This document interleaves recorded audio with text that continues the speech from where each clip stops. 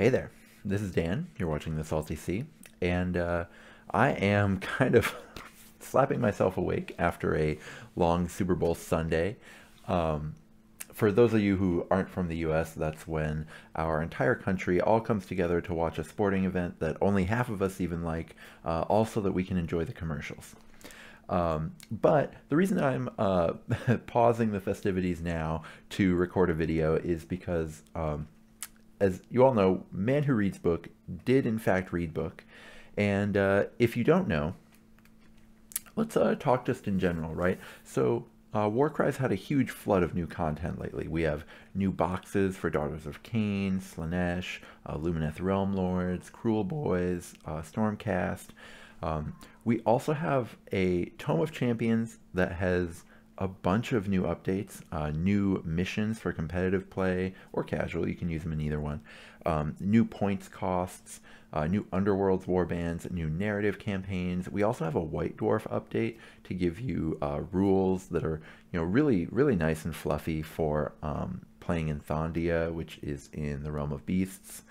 Tons of stuff. I'm going to break it all down eventually, but I'm going to start with the sort of the first thing to jump out at you, which it really is the points updates.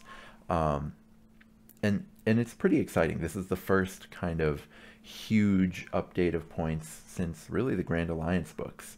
I think there's a lot to go over, really. So the 1,000-foot view. We saw a pretty game-wide nerf to shooting, often really big. They also eliminated the leader tax. We got sort of mid-sized points drops on a ton of new leaders, or old leaders. They kind of changed how they want to point durability in general. I'll explain that later. The same is true of mobility. It's sort of a complicated dance that they made, and I think it's really worth kind of digging into the specifics. Now, the thing that has a lot of people upset, although I think most people have gotten to a point, or at least most people I've talked to have gotten to a point now where they're accepting and happy with the changes overall. But one thing that has upset quite a few people is they kind of executed everything as blanket changes, whether a model is competitive or not. We'll get into that more later. And then the Bespoke Warbands kind of got bespoke changes, which makes me wonder if those changes were more due to playtesting than these kind of overall theses that the other changes were for. So let's get into them right away, right? So the first one is the shooting nerf, just in general. This one really, I think, took the community by surprise because the folks who were complaining about shooting were not the same as the super invested folks in the game. And the reason for that is that shooting isn't broken at the competitive level. The best shooting factions in the game, Seraphon, Caradron Overlords, they aren't sort of burning down competitive warbands. But this really shouldn't have surprised us because a lot of new players do complain about shooting. And the reason is that a lot of the sort of gun lines in the game really sort of blow sort of untuned warbands just completely out of the water in a kind of non-game way, in a way that even competitive warbands, they still provide you with a game. Actually, one of the cool things about Warcry in general is that when most casual warbands go up against a really competitive warband, they never had a chance, but they don't necessarily feel like they never had a chance. The game can feel kind of close. You're in there, you're killing stuff, you're doing exciting things. You don't really know that you're just being like completely outmaneuvered and sort of destroyed kind of until late in the game.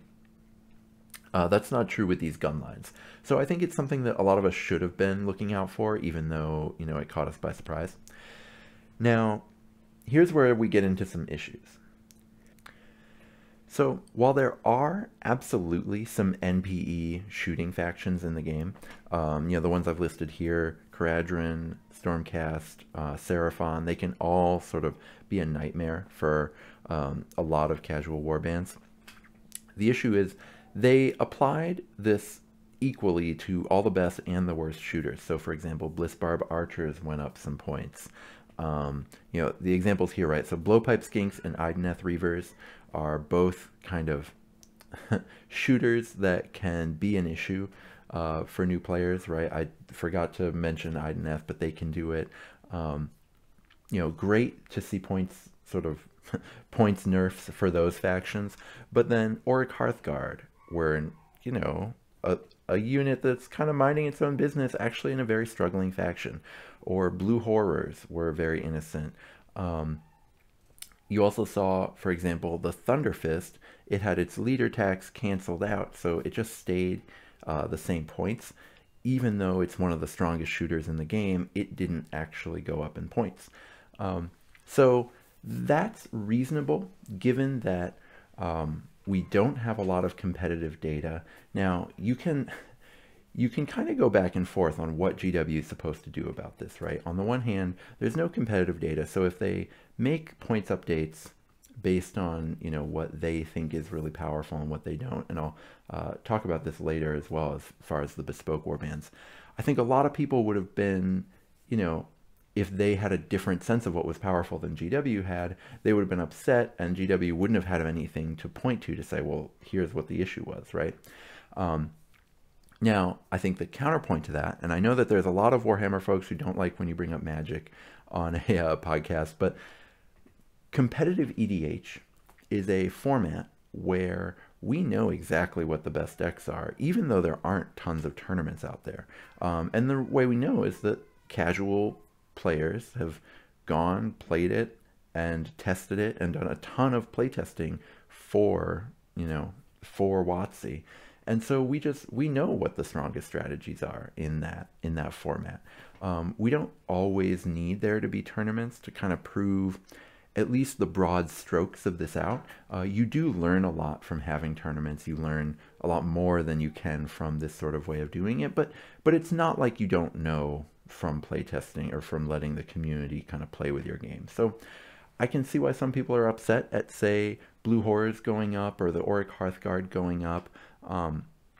But I think at least in general, this was kind of a smart overall thing for them to do. And I'm not mad at them for kind of taking this sort of belligerent one-size-fits-all approach, kind of given the situation they're in as far as the lack of tournament data. Now, to get into some other changes they made, we saw the leader tax drop across the board. Most leaders saw points drop. The exceptions are just if they were canceled out by another of the 4 changes. For example, the shooting nerf, right? A lot of shooting leaders just stayed the same in points because of this. And the reason that we had the leader tax to begin with was the ally mechanic. Now, the ally mechanic, for those who don't know, just being that you can take a leader from one faction and you can bring them in as your, not your leader, but like in place of a hero for, you know, your main faction. And it was really an incredible sort of innovation in the Grand Alliance books because it opened up list building so much, right? It was amazing for that sort of purpose. There's tons of kind of cool combos you can pull off. Now, the issue is if we're going to start running tournaments, the ally mechanic is really problematic because if you have one leader that's really, really strong, it's kind of like 1/4 of the armies in that tournament, in every tournament, should be running that leader, right? You kind of see that with the Contorted Epitome now, where really if you're running a Chaos faction, you should be at least taking a look at the Contorted Epitome. You should be at least testing it if you want to run it at a tournament. You know, I would say 90% of Chaos lists should be looking at the Contorted Epitome. Now, they have kind of hinted at a new tournament structure. They have not gotten rid of the ally mechanic. You can absolutely do it for your match to play games. But Adepticon was announced with no allies, no monsters, and it was pretty clear that they built the tournament structure of that tournament with sort of GW giving them a ton of guidance. And so if that's going to be kind of the new sort of paradigm of how tournaments are going to work, then we don't really need a leader tax anymore, right? Because there's not this fear that of these must-run leaders that every warband needs to play. In fact, you could almost argue that because you can only take 2 leaders, a leader can't really break a warband that much, and so you could almost say they should get a bonus in terms of points. They didn't do that, but they did just kind of chop the leader tax down across the board. A lot of leaders are really solid fighters now, point for point, in a way that they weren't before. So really excited about that. Again, this is one of the things that was on my wish listing video for the TOC. Great change overall. Now, this is where we get into how they change durability. And there's 2 kind of things that they did at the same time. So the first thing they did is they gave a buff to high toughness, so toughness 5, toughness 6 fighters. The second thing they did was they nerfed high wound fighters. So this was great for kind of small toughness 5 fighters. For example, the Mirmorn Banshee dropped 15 points. Basically every toughness 5 fighter that wasn't really huge and chunky kind of all dropped in points. This was generally very good for Stormcast, for example. Stormcast got a ton of buffs here because of this change. However, this was really bad for big toughness 4 fighters, like the Korgorath, for example, going up 25 points when, you know, it wasn't really a problem at all. Kroxigors, which were one of the weaker units in the Seraphon roster, went up as well. You also saw Nurgle only go up 5, or only drop 5 points, despite also getting a movement adjustment that I'll talk about in a moment. So that was kind of too bad. Now, I and a lot of people all over the place, even in casual circles, were asking for toughness tax changes, for kind of reductions in the toughness tax for high toughness warriors. Generally, toughness 5 and 6 fighters still aren't really very competitive right now, even with the points changes. But there's a few that kind of went into playability, and that's really cool. And a lot of them went, for example, the Mirmorn Banshee, a lot of them like that went from being unplayable to playable, even if they're not competitive. And that's an excellent change. I love that. Great to see it. Now, the issue here, newish players, is I think why they did the wound change. And so there's both a good and a bad reason for that. So one is they made it very clear with this update in general, right? The shooting nerf, the durability rework. They want things to die, and they want them dying in melee. Now, I think that makes sense because Warcry is supposed to be an action-packed game, and that's great. The issue is, right, so none of these big chunky fighters were really unbalancing the game. Now, new players often would complain that big models were too hard to kill. And this was a common thing when you would see the Bespoke Warbands go up against an AOS Warband. However, in my opinion, at least, this is not a big model problem. This is a mid-size model problem. So the mechanics of Warcry, because they go with activations and dice, you want cheap models to maximize activations, and you want expensive models to maximize the value you get from each of your dice abilities, because dice abilities tend to be sort of force multipliers, and the bigger the force, the more you're multiplying. So you want big models to maximize your dice. And so it leaves mid-size models in a bit of a lurch. The other thing that hurts mid-size models is because of how they've done their points to algorithm, a lot of them are actually less efficient point for point as well, even if you got rid of those 2 mechanics. And so that's why mid-size models are kind of in this double squeeze, right? So the reason why people complain that big models are too hard to kill, it's not that big models are very good. They're not very good. I mean, some of them are good, but most of them are not very good. The thing is, to beat big models, you play a bunch of little models. And the issue there is mid-size models, which is the thing that they tell you that Warcry is about, right? They bring these Warcry warbands into the game. They're full of, the Bespoke Warbands are full of these 110, 120 point models. And every model in the game between 90 points and 170 points, if you take all of them together, 90% of them are bad. Just kind of as a blanket statement. It's, you know, I mean, you could say in general, bad meaning not competitive. You know, 75% of models in other points ranges are also not competitive. Although I'd say that's only true for big models. I mean, most models under 70 points are pretty competitively viable. So there's this mid-size model problem, and I think if you had buffed the mid-size models, you wouldn't have needed to sort of nerf big models. And if you had also nerfed chaff, the really cheap models, you wouldn't have ended up with a situation where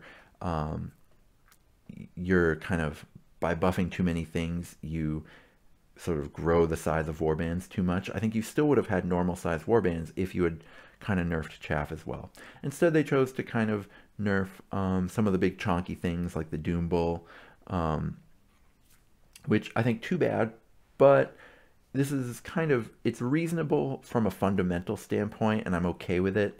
And it comes with an excellent change, which is the reduction of the toughness tax. I won't say they eliminated the toughness tax. It's definitely still there. Tough fighters in general are just less powerful, less competitive still than they were, or than their T3 counterparts. But a lot of them are way more playable than before, and that's great. So now let's talk about how they reworked mobility. So most cavalry in the game held at the same points cost as before. We'll see if I have the wherewithal to edit that out. Now, the thing about that is most cavalry heroes, maybe not most, but a lot of cavalry heroes got massive points buffs. We're talking, you know, huge numbers, like the Juggerlord going from 280 to 245, the Doom Knight 285 to 255. These are kind of standard drops for mounted heroes. And it's very interesting because speed in general got kind of a bit of a nerf. And then move 3 fighters got very small, tiny buffs. So for example, it was like 5 points for most Duarden, like every Duarden melee unit. The Nurgle rank and file all got this 5-point buff. You know, just in general, you saw a lot of help for move 3, even though it was very tiny help. But Cav kind of got their buff by escaping the main nerfs for a ton of fast units. So you saw, you know, things like Giant Rats or Blood Sisters went up just a little bit because they don't fly, but they're very fast. But you saw bigger nerfs for a lot of flyers sometimes, like Aether Wings. And this is another one where they pushed this nerf out even to flying or fast units in factions that really needed the help. For example, Screamers of Tzeentch. Tzeentch Demons are one of the weaker factions in the game. Screamers are very, very good. They're, you know, maybe the strongest thing in that faction. And that might even still be true with the 5-point nerf. But the point being, nobody was asking for Screamers to get nerfed, right? But because these are kind of being put out in a blanket way, which I already talked about in the shooting section, don't need to get into it again, but just another thing to think about is how, you know, so many of these got hit. And again, a lot of people are rightfully upset about that, but I do want to remind folks that in general, the fundamentals of this change are really smart, right? Move 3 fighters, as I explained in my wish listing video, were in desperate need of some help. They got some help. And speed in general was very strong. This is also very interesting to me because Red Harvest, specifically compared to the base game or Catacombs, Red Harvest is really debilitating on the mount keyword, and cavalry mounted units kind of escaped the points nerf. And it's really good for flyers and shooters. I did not think it would be so good for shooters at first, and I think in my guide I didn't mention this enough. because I thought all the terrain would really stop shooting, but it really doesn't. What it does is it actually makes it harder to close the gap because your melee or your non-flying units have to kind of weave in between terrain to get to the shooters. It's very easy to get obstruction, and so you get to increase your toughness against the shooter, but that doesn't usually matter very much. And so Red Harvest is very good for flying and shooting. So I'm wondering if they changed the points for flying and shooting, if that means that they generally think that Red Harvest boards are kind of what Warcry terrain should look like, which makes me wonder again if future boxed sets of the game are going to have similar to Red Harvest terrain sets, which I think would be great because the Red Harvest terrain is beautiful. I love it. But we'll find out if that's true. I think that that's some really interesting speculation for the future. Now I want to get to the Bespoke Warbands because I find it really funny. So Iron Golems just got nerfed into the ground. Drill Masters and the Iron Legionary with Bolus, it's the one with the kind of whip around it. Those were the two strongest, really the only strong units in the faction. They got pretty huge points nerfs. The Drill Master going from 125 to 140, which is ridiculous. And they got some buffs as well, but to the weak stuff and in a way that doesn't really bring it up to par. The funny thing about that is I've heard a lot of rumors that the head rules writer for Warcry, Iron Golems are apparently his favorite faction, and he just loves playing them, whether playtesting or just kind of playing the game in general, that's his favorite faction. And it's hilarious to me. The reason is major, like, nonsensical nerfs are actually kind of common to the strongest playtesters' favorite faction.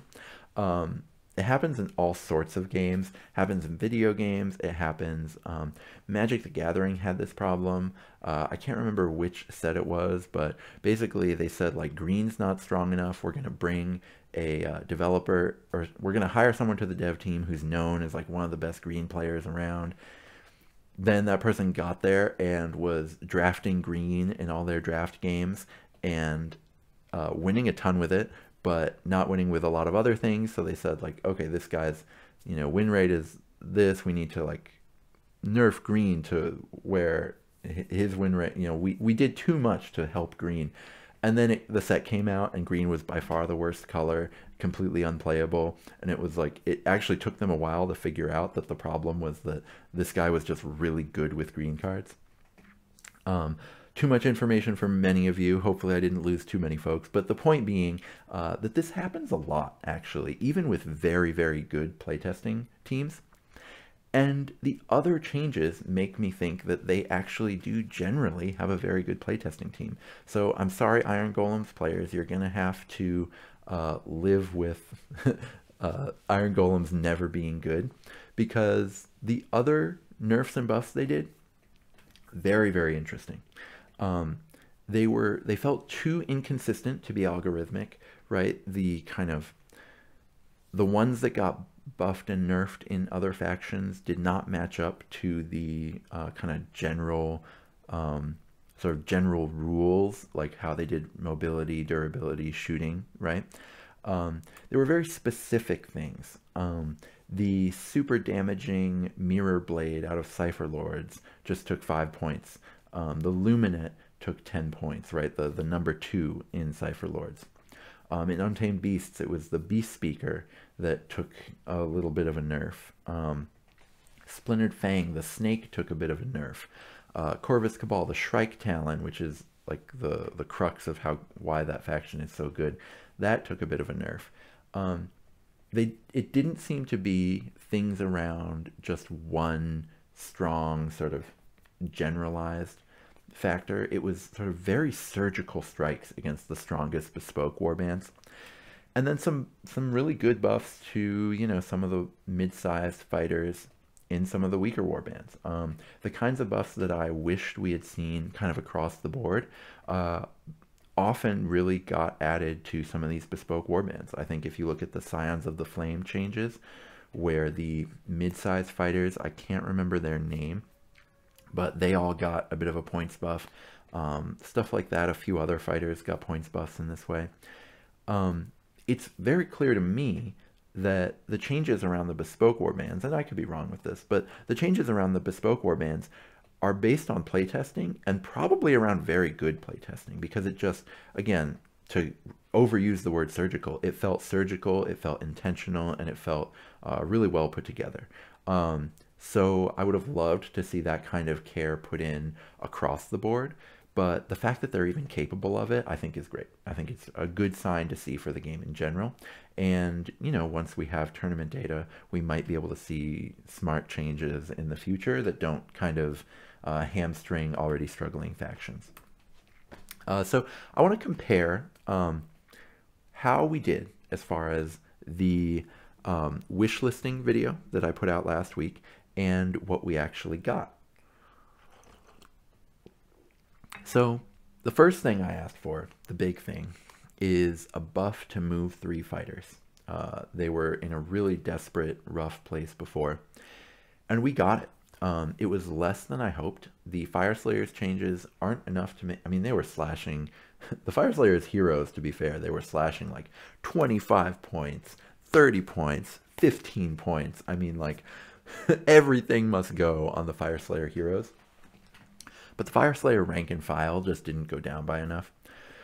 OBR, I think, got some better adjustments, for example, OCR Bone Reapers. But for the most part, the move 3 fighter buff was not enough to kind of make them as powerful as you would hope to sort of, like, I would never run any of those move 3 warbands in a tournament other than Soulblight Gravelords, and they're good for other reasons, not like they're succeeding despite their move 3, you know, in general. However, this does make all of those move 3 factions playable in a way that they weren't before, and so the change is good. I also wanted to see a buff to high toughness fighters. We got it, and by, I think, a pretty appropriate amount. I think I just love it. The less I talk about it, the better. We also saw, I asked for a leader tax increase, which we saw, and it was great. Love that. The one thing that I wished for in my wish listing video that we didn't get even a little bit, unfortunately, is chaff correction. And what I mean by that is not just pets, right? There's the 4 pets in the game, 2 of which caught some nerfs here. You know, that was great to see in general, sort of bringing Stormcast Vanguard down in line, bringing Skaven. I thought the general nerfs to Skaven, I thought, were just like very well done. However, you know, Pot Grots escaped, Spiders escaped, and then also the next level of chaff units also generally escaped. You know, things like Noblars or Marauders with Flails, or you know, all the cheap things in Soulblight, or just all of the cheap things in the game. The really powerful sort of 45 to 65 point fighters that essentially define Warcry at a more competitive level. All of them took sort of not a drop of nerfs at all. And I wished that they had, because I think that that's the main thing that, you know, kind of imbalances the game. So that's kind of too bad to see. But again, at the end of the day, with Giant Rats and Aetherwings at least getting a nerf, we do have a more balanced state than we had before, even if those nerfs weren't because they're cheap, but just because they were fast. The other thing I wished for was no short-sighted buffs to Bespoke Warbands. I talked about how often you see people who clearly don't really know what they're talking about complain that the Warcry specific warbands are too weak. They're always wrong. Don't ever listen to them. And we did not get short-sighted buffs to the Bespoke Warbands. Some of the Bespoke ones, like, again, Scions of the Flame, got really solid buffs that are going to help them compete. But a lot of them didn't, and some of the really scary, dangerous ones, like Splintered Fang, actually got some nerfs, which is really good, because Splintered Fang is terrifying in a competitive setting. Then what I asked for was nothing else, please, nothing else. And that's not what we got, right? We got a total rework of the concept of power projection, right, in terms of speed plus range combined. Now, that total rework, I did not ask for it, did not want it, but was really smart. And that's on me for not kind of asking for it. Again, I didn't think that it was imbalancing the competitive side of the game, so I didn't think about it. I also kind of thought about speed as something that, well, this is just what Warcry is. You want to have some speed in there. So I didn't think about the fact that, well, what if we just didn't have to have so much speed? So that's great to see. The thing that I didn't ask for that I don't think we should have gotten, that we got, was nerfs to everything chonky, everything thick. All the thick boys got hit a little bit, and a little bit too hard, in my opinion. So that part was too bad, but in general, I mean, look at this list. This is all, 3 positive things for every negative thing, just in general. Maybe even more. I think in general, it's just very good. So let's talk about what's missing, right?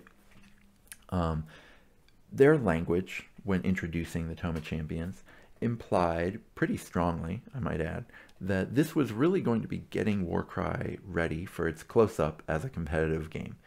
They talk about having a tournament pack for events and stuff, and I'll talk about that because I think some of the missions are worth talking about. They talked about just the generality of how important, or like what it means to have a points update.